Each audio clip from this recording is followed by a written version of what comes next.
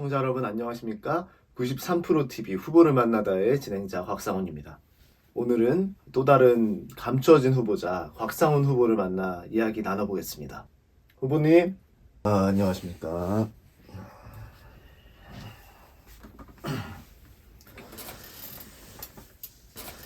옷이 이게 뭐예요? 시청자분들한테 숨기지 않는 모습을 보여드리고 싶어서 이렇게 그냥 다 벗으세요 그냥. 그래도 되나요?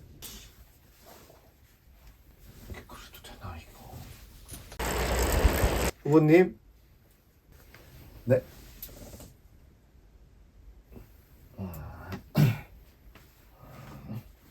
유후. 차렷. 차렷. 열중샷 차렷. 시청자분들께 경례. 봉사. 앉아. 일어서. 손.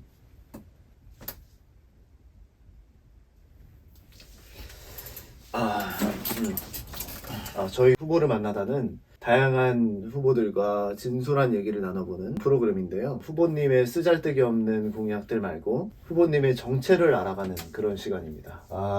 네, 재밌네요. 네. 후보님, 일단은 시청자분들께 가능한 한 짧게 인사 부탁드립니다. 해봤냐, 안 해봤다, 해보자, 하면 된당 곽상훈입니다. 네. 하면 된당의 곽상훈 후보님 모셨습니다. 먼저 후보님 나이가 올해로 30살 닭띠고요. 외국 나이로는 28, 20대입니다. 원래 좀 말씀이 많으신가 봐요.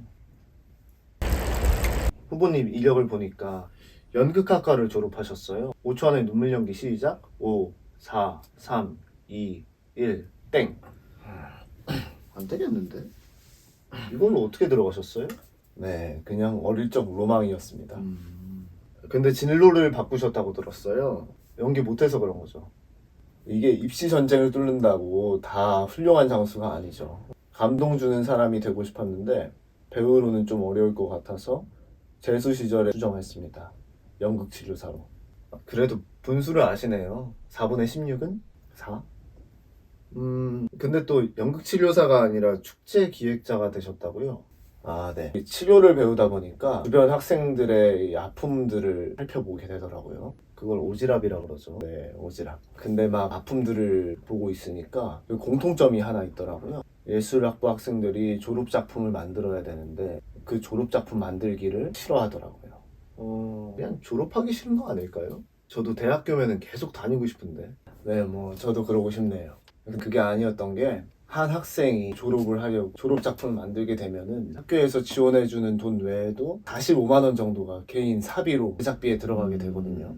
근데 45만 원이 학생한테는 굉장히 큰 돈인 거죠. 그리고 또 어떤 학과는 제작비가 200만 원 정도 들어서 학생이 알바를 해서 졸업작품을 제작해야 되는 그런 실정인 곳도 있었어요. 근데 정작 그 작품이 세상에 잘 공개가 되냐? 그게 아닌 거죠. 2018년에 전국 예술학부 졸업생이 7만 5천 명이었는데 그럼 작품이 몇 개겠습니까? 이게 제작비만 따져도 한 200억 정도가 됩니다. 그렇다고 갑자기 뚝딱 축제를 기획할 수가 있어요?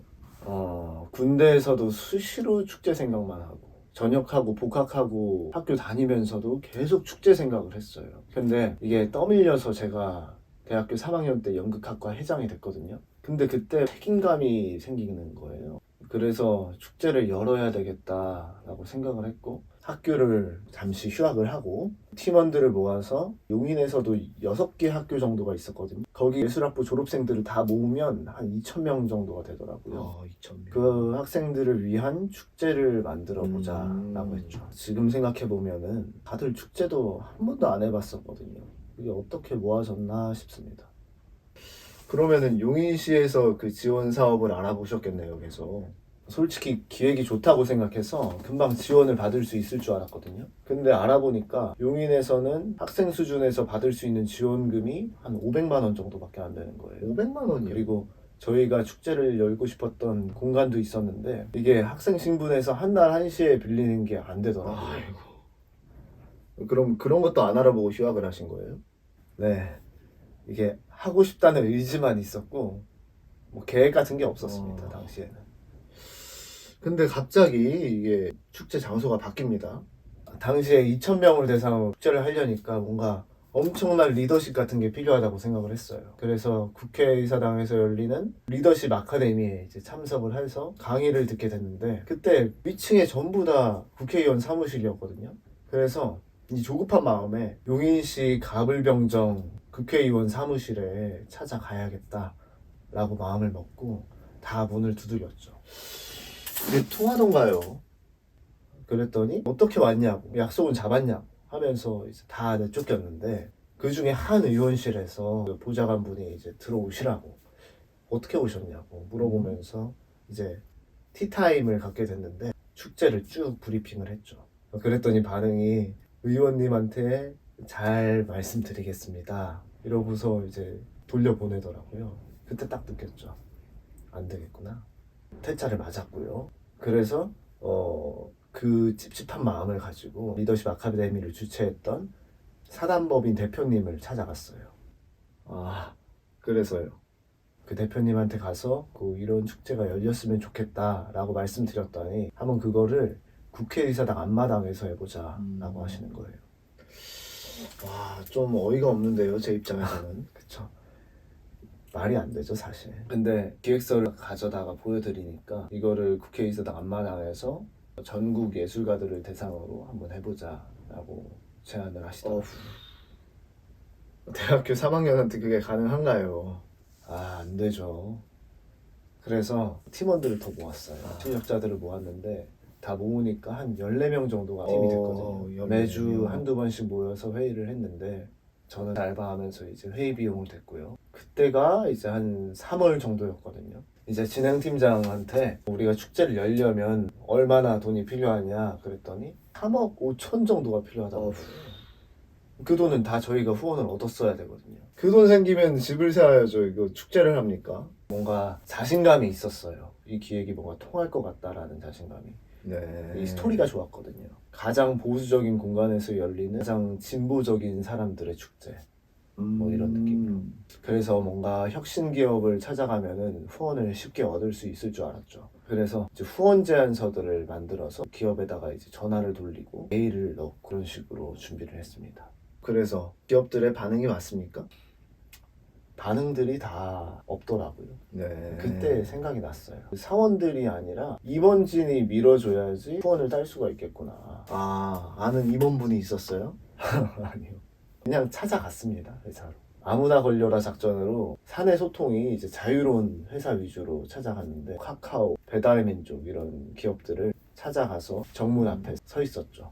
젊은 예술가에게 시간을 뭐 이런 식으로 표말을 들고 서 있었는데, 배민은 아무도 안 걸리고 카카오뱅크 법무부 팀장님이 딱 관심을 보여주시더라고요. 그래서 설명을 했더니 그 팀장님께서 너무 좋아하시고 공감해 하시면서 QR코드가 한참 유행하고 한국에 아직 안 들어왔을 때 한국의 QR코드를 홍보하고 부여해야 되는데, 이 신진 예술가들한테 QR코드를 부여해서 홍보를 해보자, 이런 뉘앙스로 마케팅 팀에 제안을 해보겠다고 말씀을 하셨어요. 그러면은 카카오뱅크에서 좀 후원을 받으셨습니까? 아니죠. 못했죠. 나중에는 다시 연락이 오긴 했는데 그때는 너무 늦었고 계속 그런 식으로 들이대다가 한 5월 정도가 됐어요. 저희 팀은 계속 회의를 했고 저는 알바를 하면서 그 회의 비용을 댔는데, 이제 그때 되니까 저희 팀 사기가 다 떨어져 가고 있었죠. 5월을 건너가면은 유지가 안 될 것 같았어요. 그래서 엄청 고민하고 있었는데 저희 팀의 선정님이 인천문화재단 공모전을 이렇게 딱 가져오는 거예요. 그게 신진기획자 공모전이었는데, 공모에 당선만 되면 인천문화재단이 8,500만 원을 지원해주고 장소도 다 지원해주는 그런 공모전이었어요. 굉장히 큰 공모전인데요. 네, 그쵸. 저희 전에도 없었고 저희 후에도 없었는데, 그게 또 지원 자격이 팀원 중에 인천 연고인 사람이 한 명이라도 있으면 됐고 만 39세 미만의 기획자면 됐었거든요. 근데 저희 팀에는 인천 연고자가 한 명 있었어요. 근데 이게 또 우승을 해야 되는 거잖아요. 네, 우승을 해야만 지원을 받을 수가 있는 거라서 굉장히 리스크가 컸죠. 저희가 기업 후원을 이렇게 쫓아다니다가 공모전에 참석한다 그러면은 얼마나 팀원들이 의기소침해지겠어요. 그래서 팀장들을 불러서 회의를 했어요. 이런 공모가 있는데 이걸 참석을 하고 싶은데 괜찮겠냐 라고 물어봤더니 팀장들이 어차피 돈 없으면 실행도 못 하는데 한번 지원해보자 라고 하는 거죠. 그러면은 저희가 여기에만 집중해서 올인할 테니까 회의하지 마시고 기다려달라 라고 하고 저희 기획팀이 인천에서 또 새로운 스토리를 짜냈죠. 그러면은 인천에서는 어떤 스토리로 하셨습니까? 인천이 문화선진 도시가 되고 싶어 했거든요. 근데 예술학부 졸업생이 200명밖에 안 나오는 거예요. 한 해에. 근데 어떻게 문화선진 도시가 되겠냐. 우리가 전국에서 신진 예술가들을 불러 모으겠다. 그 데뷔 무대가 돼주면 그게 좀 더 가능하지 않겠냐. 통하던가요? 근데 간과했던 게 39세 미만이라는 게 굉장히 커트라인이 높은 거더라고요. 알고 보니까. 저는 당시에 26이었거든요. 저희 팀이 열심히 준비해서 발표하러 갔는데 거기 오신 분들은 전혀 신진 기획자 같지가 않았어요. 뭔가 그냥 멋있는 형, 아저씨 뭔가 이런 느낌이었는데 더군다나 제가 그날 또 발표도 잘 못해서 이건 안 되겠구나. 결과 나오면은 우리 팀 모여서 회식이라도 해야겠다. 너무 속상해서 그날 머리를 밀었어요. 팀원들한테도 발표는 잘 못했는데 결과를 기다려보자. 속으로는 안 될 거라고 확신을 하고 있었고 그러면서 이제 우울하게 복학을 생각하면서 지내고 있었는데 왜 모르는 번호로 전화가 오더라고요. 딱 받았는데 아직도 그 장면이 좀 생생한데 축하드린다고. 와, 그게 선정되셨다고. 아니 거의 역사네요, 역사. 그래가지고 그쵸. 그 대학교 3학년이 공모에서 큰 상금을 땄으니까 진짜 기적이죠, 기적. 그래서 욕 엄청 먹었어요, 저희. 문화재단도 많이 먹고. 근데 뭐 이미 선정됐는데 어쩌겠어요. 뭐 후보님 잘못도 아니고요. 저희가 진짜 처음이기도 해서 어렵긴 했어요. 그리고 저희가 초반에는 공모에 엄청 관심이 쏠려서 공모 자체가 엄청 폭발적이었거든요. 심사위원들을 12명을 모셨는데 품들이 너무 많다고 뭐라고 하셨어요, 저희한테. 그때 참 겉으로는 겸손한 척 하면서 속으로는 기고만장해졌죠.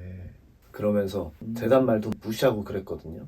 근데 축제 당일에 재단이 분명히 경고했었는데 돌풍이 분 거예요. 그래서 저희가 준비해놓은 세트들 다 날아가고 관객들도 추워서 안 나오고 그래서 축제가 엉망이었어요. 그냥 그걸 또 시의원들이 나와가지고 옆에서 막 사진 찍고 있고 그때 진짜 힘들었거든요.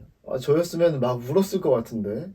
팀원들도 있고 해서 속으로만 울었는데 근데 또 그게 다 세금이잖아요. 돈도 조금 큰 게 아니고. 그렇죠. 거의 전세 자금인데. 그렇죠. 그래서 죄책감이 엄청 컸어요. 제가 자만심이 너무 커서 막 말들 무시하고 이랬던 게 너무 후회가 되더라고요. 그때 내가 더 조심하고 좀 말 좀 들을 걸 이러면서 온갖 후회들이 다 됐는데 나중에 정신 차리고 보니까 내가 이거를 수업료로 생각해야겠다. 진짜 큰 경험했는데 이대로 도망치면 안 되겠다 라고 생각이 들어서 기획사에 취직을 해서 진짜 좋은 기획자가 돼봐야겠다 라고 마음을 고쳐먹었어요. 그래서 문화기획사에 들어가신 거예요? 네, 그때 마음이 진짜 간절했어요. 잘 배워야 된다는 그 마음이. 그 회사에 들어가서는 잘 배우셨어요? 네.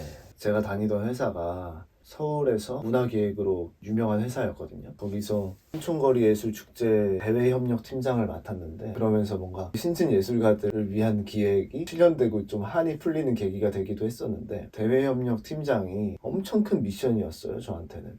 이게 민간이 주최하는 행사여서 후원금이나 현물 후원을 받아오는 미션이 저한테 생긴 거였는데 이게 축제가 2회밖에 안 되다 보니까 이제 레퍼런스도 부족하고 제가 작년에 겪었던 수많은 기업에서 거절당했던 그게 너무 두려운 거였죠, 저한테는. 그래서 저한테는 도전이었는데 그때 제가 저희 팀한테 말했던 게 뭐였냐면 저희 팀은 계란으로 바위를 깨는 팀입니다 라고 말하면서 동기부여를 하려고 노력을 했어요. 근데 또 그게 함께 하니까 후원을 받아지더라고요. 현금 후원까지는 못 얻긴 했는데 현물 후원으로 거의 2억보다 더 넘게 후원을 받았어요, 저희 팀이. 그럼 가파도는 어떻게 들어가게 되신 거예요? 이게 또 사연이 있긴 한데 그 회사에 다니면서 성진이 형이랑 저랑 사수 부사수로 1년 동안 프로젝트를 진행했었는데 도시재생 관련해서 현대카드 가파도 프로젝트가 키워드였거든요. 그래서 그 답사 차원에서 오게 됐어요, 가파도를. 근데 그때 본 가파도가 너무 좋은 거예요. 바다도 별도 막 소음도 없고 그게 너무 좋았는데 일행들한테 나 여기 한번 살아보고 싶다라고 말도 했었는데 그때 다들 어떻게 여기 사냐, 말도 안 된다 이러는 거죠. 근데 저도 당시에 공감했어요, 그 말에. 사람도 좋아하고 외로움도 많이 타고, 당시에는 또 이태원 살고 있었거든요, 제가. 그랬는데 3살 무렵에 부대표님이었던 성진이 형하고 중남미 여행을 계획을 했었거든요. 멕시코, 쿠바, 볼리비아, 칠레, 페루, 그리고 이제 미국으로 나와서 여행 조금 하고 한국으로 돌아오는 이런 여행을 계획했었는데, 저희가 페루에서 미국으로 나가면 되는 상황에서 코로나가 중남미에 쭉 퍼지면서 페루 국경이 닫혔습니다. 그래서 저희가 페루 쿠스코라는 동네 호텔에서 한 60일 넘게 자가격리 생활, 감금 생활 같은 걸 하게 됐어요. 와, 호텔에서 60일 격리요? 네. 그걸 겪고 나니까 한국 와서는 한국 어디든지 살 수 있을 것 같은데? 이런 자신감이 생기더라고요. 그렇겠네요, 진짜.